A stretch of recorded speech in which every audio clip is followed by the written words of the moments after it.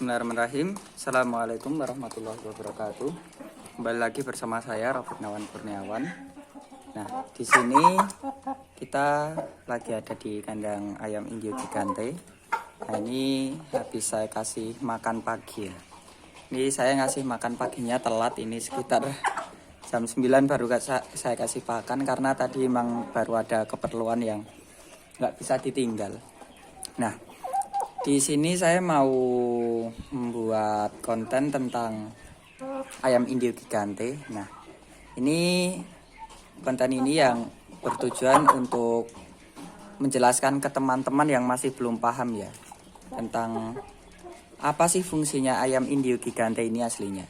Nah, aslinya banyak yang bertanya seperti itu teman-teman.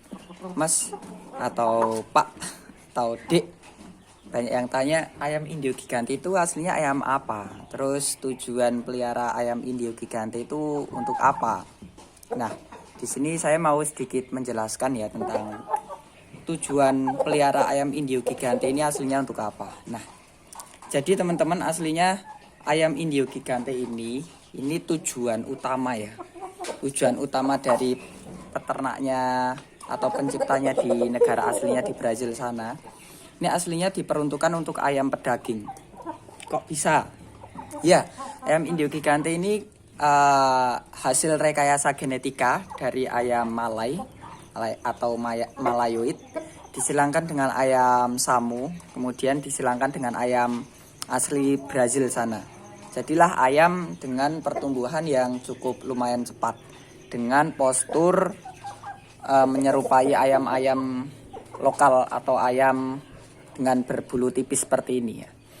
Jadi tujuan utama dari peternak di negara aslinya sana itu untuk mempercepat pertumbuhan ayam agar ayam bisa segera dipanen dengan waktu yang cepat seperti itu. Namun karena dengan trennya ini ayam tinggi dan besar, bisa sampai 120 cm, bisa sampai 125 sampai 130 cm ketika diukur dipanjang ditarik seperti itu ya. Jadi ayam ini sedikit berubah tujuan. Jadi untuk ayam hias atau untuk ayam kontes dengan panjang-panjangan. Karena ayam ini adalah ayam yang modelnya ayam terbesar. Nah, jadi untuk saat ini masih dijadikan untuk ayam kontes atau untuk ayam lomba. Nah, di negara aslinya sana untuk ayam Indio Gigante sendiri diperuntukkan untuk kontes diukur panjangnya ya. Ada yang sampai 130 cm, ada yang 100, ya kalau setahu saya 130 cm itu udah rekor, udah paling panjang ya. Ya menurut saya itu ayam yang sangat tinggi ya, 130 cm itu untuk diukur ya. Nah, secara ayam yang biasa itu berkeliaran di kampung atau berkeliaran di depan rumah kita yang mungkin masih di desa, itu kalau diukur itu cuma berapa. Nah, ini dibandingkan dengan ayam yang ukurannya 130 cm. Nah, jadi tujuan utama yang di negara aslinya itu di sana untuk dikembangkan untuk diambil dagingnya, namun berubah menjadi untuk ayam kontes. Tapi tidak mempengaruhi tujuan awal teman-teman. Tujuan awal itu untuk ayam pedaging ya. Walaupun untuk sekarang ini masih diperuntukkan untuk ayam kontes. Nah, ini akhirnya merambat atau menular ke beberapa negara, termasuk di negara Indonesia sendiri. Nah, di negara Indonesia sendiri, kenapa kok ayam ini masih tergolong mahal? Nah, itu kan pertanyaannya seperti itu mayoritas teman-teman. Mas, ini ayam apa mas? Ayam Indio Gigante ini untuk apa? Saya jawab seperti itu, seperti yang saya utarakan, untuk hias dan kontes untuk saat ini, tapi tujuan ke depan untuk ayam konsumsi. Kemudian banyak yang menjawab, lah untuk konsumsi kenapa harganya bisa mahal mas? Nah, kenapa bisa mahal? Nah, kita sendiri sebagai pemilik ayam Indio Gigante, khususnya saya juga mengambil ayam ini langsung dari luar negeri ya teman-teman. Maksudnya untuk indukannya ini, untuk sekarang indukannya udah nggak selamat karena kemarin terkena penyakit, tapi ini udah anakannya. itu langsung impor dari negara Turki teman-teman. Nah di negara Turki sendiri di sana pun masih cukup mahal. Kemudian perkembangan di Indonesia juga masih belum banyak ya. Kalau misalkan kita jual dengan harga yang murah, itu kita tidak sesuai dengan apa yang kita korbankan. Misal contoh, kita belinya dari sana, kemudian kita kembangkan dengan penuh resiko di Indonesia seperti ini. Jadi untuk harga itu masih tergolong ya cukup mahal karena prosesnya itu masih panjang ya teman-teman. Jadi seperti itu. Nah, tujuan utama yang dijadikan atau dikembangkannya ayam Indio Gigante ini sendiri adalah untuk diambil dagingnya karena pertumbuhannya yang cepat ya teman-teman. Nah, jadi buat teman-teman atau buat peternak pemula yang penasaran dengan ayam Indio Gigante, jawabannya seperti itu teman-teman. Jawabannya ayam Indio Gigante ini untuk aslinya diperuntukkan untuk ayam konsumsi. Namun karena di Indonesia sendiri masih tergolong belum terlalu banyak, jadinya masih dikembangkan untuk ayam materi. Diperbanyak terlebih dahulu, dianakkannya terlebih dahulu, memperbanyak. Kemudian dikawin silangkan dengan ayam-ayam lokal, dengan ayam-ayam yang sesuai dengan keinginan teman-teman yang mau beternak ayam. Setelah banyak barulah dikonsumsi. Kapan waktu bisa murah? Nah itu kita tidak mengetahui ya teman-teman. Itu tergantung pasar yang menentukan. Jadi tujuan utamanya seperti itu. Namun kemudian teman-teman yang perlu diperhatikan sendiri, ayam Indio Gigante ini kalau dikawinkan dengan ayam lokal tentunya tidak bisa atau kurang maksimal. Karena kenapa? Karena biasanya ayam lokal itu tidak terlalu besar ya teman-teman untuk perbandingan bobot, kemudian perbandingan postur ayamnya itu tidak masuk karena ayam lokal ini tergolongnya kecil. Kemudian disilangkan dengan ayam yang berbobot sekitar 5,5 sampai 6 kilo seperti ini, itu kasihan ayam lokalnya. Maka dari itu biasanya teman-teman banyak yang menyilangkan dulu ayam Indio Gigante dengan ayam lain seperti ayam Godzilla. Itu kan hasil persilangan dari ayam Indio Gigante jantan disilangkan dengan ayam Bangkok betinanya. Kemudian jadilah ayam Godzilla. Nah jadinya seperti ini ayam Godzilla. Tapi ini untuk ayam Godzilla yang betinanya saja ya, yang hitam ini. Nah ini masih warna hitam, walaupun dari teman-teman itu banyak yang yang mengembangkan ayam Godzilla dengan warna yang hampir mirip seperti ini. Cuma saya lebih suka kalau ayam Godzilla itu warnanya hitam karena identik dengan ayam induknya yang dulu ayam Bangkok. Jadi saya lebih suka dengan Godzilla betina itu warnanya hitam. Nah, biasanya dikawinkan dulu dengan ayam lokal, kemudian untuk agar dari dari imunitas atau dari ketahanan fisiknya bisa lebih kuat, kemudian dari tubuhnya bisa turun sedikit atau walaupun pertumbuhannya cepat tapi tidak sebesar ayam Indio Gigante. Karena kalau sebesar ayam Indio Gigante, kalau kawin alami sama ayam lokal itu sangat susah teman-teman, kasihan betinanya.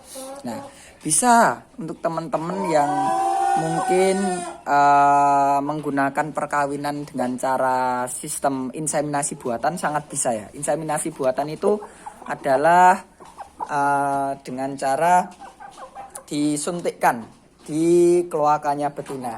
Itu sudah banyak dipelajari di peternakan ya teman-teman. Nah seperti itu. Jadi bisa teman-teman yang untuk ayam Indio Gigante langsung dikawinkan dengan ayam lokal, entah nanti jadinya atau dikawinkan dengan ayam layer, nanti jadinya untuk bisa jadi Joper Gigante. Itu kan sangat sangat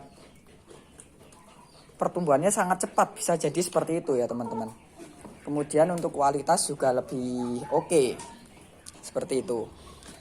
Nah untuk saat ini memang Indio Gigante masih diperuntukkan untuk diambil anakannya murni dengan gen murni atau disilangkan. Harganya pun masih cukup lumayan mahal. Jadi buat teman-teman yang memang minat untuk ayam Indio Gigante itu bisa bisa menabung terlebih dahulu untuk mendapatkan bibit yang memang kualitasnya lumayan mahal ya atau harganya lumayan mahal seperti itu. Nah, untuk tujuan kedepannya, kenapa kok dikonsumsi, Mas? Kok jenengan juga milih kenapa kok beternak ataupun mungkin usaha yang bergerak di bidang konsumsi? Nah, kalau dari saya pribadi, kenapa kok saya milih usaha di bidang konsumsi atau di bidang yang sebagai kebutuhan masyarakat? Karena itu usaha yang menurut saya itu bisa berkesinambungan, bisa terus-terusan. Beda halnya kalau kita mungkin bisnis di bidang hobi. Ya ini mungkin sekarang masih sekedar hobi, tapi kan tujuan utama untuk kedepannya untuk diternakkan sebagai ayam konsumsi ya. Kenapa kok berbeda dengan di bidang hobi? Kita ambil contoh misal seperti burung seperti burung lovebird gitu. Kita ambil contoh, walaupun tidak menjatuhkan, saya tidak mau menjatuhkan teman-teman yang beternak burung lovebird itu, tidak bermaksud menjatuhkan seperti itu. Nah, kita ambil contoh seperti beternak burung lovebird. Nah, burung lovebird itu teman-teman dulunya yang harganya sangat mahal, misal contoh yang warna biola itu mahalnya luar biasa dulu, satu ekor itu bisa sampai 50 juta. Berarti satu pasang bisa 100 juta. Nah, memang untuk awal-awal usaha seperti itu sangat menggiurkan ya.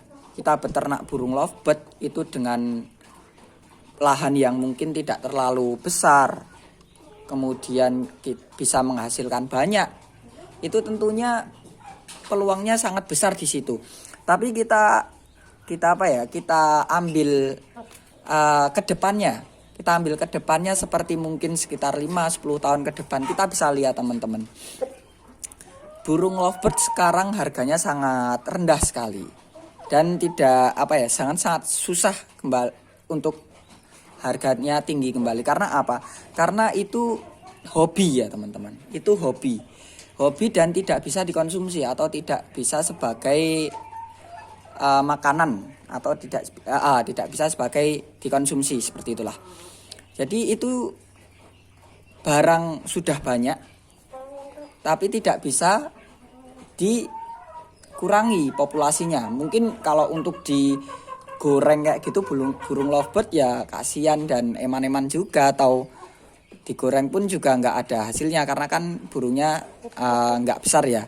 Tapi berbeda kalau kita seperti beternak ayam, kemudian kambing, kemudian sapi, bebek, entok, ayam petelur. Itu walaupun kita itu beternaknya skala besar, itu akan tetap berkesinambungan karena kita bergerak di bidang usaha yang bersifatnya konsumsi. Jadi buat teman-teman yang mungkin mau usaha di peternakan, itu dilihat dulu peternakannya mau ternak dengan tujuan apa. Tujuannya untuk dikonsumsi kah? Atau tujuannya mau sekedar hobi kah? Atau tujuannya hanya sekedar saat-saat momen-momen tertentu. Misalkan contoh ayam seperti ini, teman-teman mau beternak ayam seperti ini karena momennya masih tergolong bagus, harganya mahal. Nah, itu juga nggak masalah. Cuma teman-teman nantinya kalau misalkan ayam ini harganya tidak sesuai dengan yang teman-teman inginkan, jangan menyesal atau jangan menyalahkan, karena otomatis semua barang atau semua usaha yang itu sudah banyak kompetitornya, sudah banyak yang memiliki, itu perang harga atau harga yang turun itu pasti adanya. Cuma kalau kita sudah beternak misal ayam seperti ini, kita sudah memiliki ayam banyak ya, kemudian siklus kita untuk konsumsi sudah bagus, kita sudah memiliki pasar, kita misal sudah memiliki link di rumah makan atau mungkin orang-orang yang memang mengkonsumsi ayam kampung. Nah, itu kita bisa siklusnya bisa apa ya, bisa memotongnya per hari berapa ekor itu untuk kehidupan kita, untuk daily kita, harian kita, untuk pemasukan harian kita kan bisa. Jadi menurut saya itu teman-teman keunggulannya kita beternak. Contohnya mungkin salah satunya karena saya di sini beternak ayam ya, walaupun kedepannya juga ingin seperti beternak kambing, beternak sapi, beternak entok atau bebek. Nah, pengen juga seperti itu. Tapi untuk saat ini saya karena lahannya juga terbatas sekali ini di kandang yang masih jelek. Jadi saya memilih untuk beternak ayam dengan pertumbuhan yang cukup fantastis atau dengan ayam yang cukup besar seperti Indio Gigante ini, karena tujuan goalnya besoknya itu untuk seperti itu ya teman-teman. Jadi walaupun harganya itu mahal sekarang, tapi kedepannya kalau kita tujuan awal tetap untuk konsumsi, kita nggak bakalan menyesal besoknya.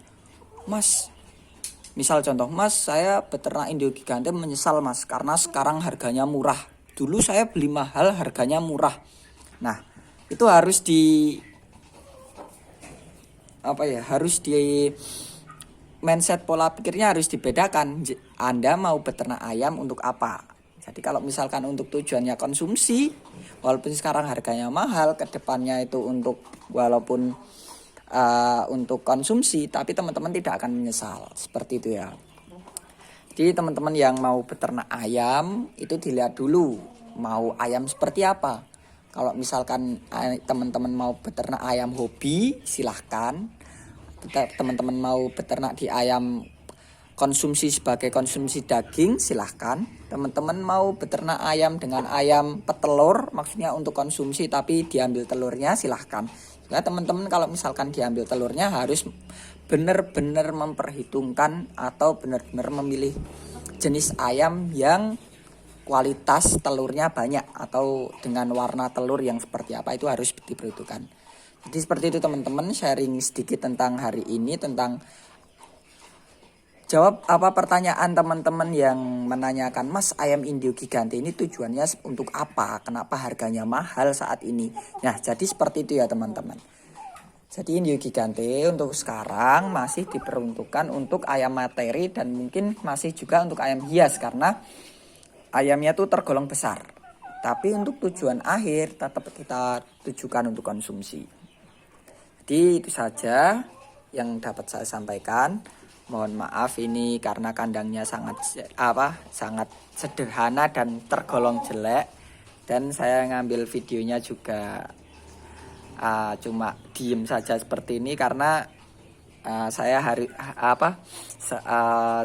selesai kerja kemudian saya langsung ngasih pakan ayam ya, bisanya cuma sambil santai ngobrol kayak gini. Mungkin kedepannya saya mau buat video yang lain. Jadi buat teman-teman terima kasih buat yang sudah subscribe, kemudian yang sudah menonton video ini.